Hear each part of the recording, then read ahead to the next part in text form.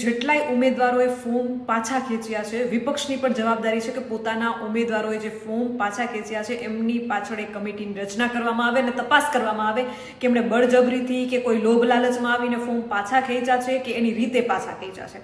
કોઈ ગેરરીતિ થઈ છે તો વિપક્ષની પણ જવાબદારી છે કે પોતાના ઉમેદવારોને એક કમિટી બનાવી અને ચકાસણી અને તપાસ કરવામાં આવે. આમાં કેટલાય બિનહરીફ દાખલાઓ એવા પણ છે કે જે માત્ર બિનહરીફ નથી બન્યા, એને લોકોને બનાવ્યા છે. આ દેશની જનતાને બનાવી છે એમને.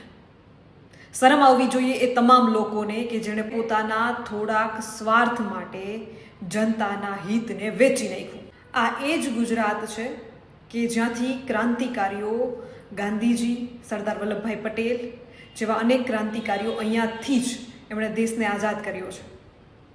નાનકડી અમથી ચૂંટણીઓ હોય છે, એમાં એક ફોર્મના કેટલાય તરાપા મારતા હોઈએ છીએ, એમાં કેટલા ફોર્મો ખેંચાઈ જતા હોય. તમે વિચાર કરો, 562 દેશી રજવાડાને એક કરીને એક અખંડ ભારત બનાવવું એ કોઈ નાની સૂની વાત હશે?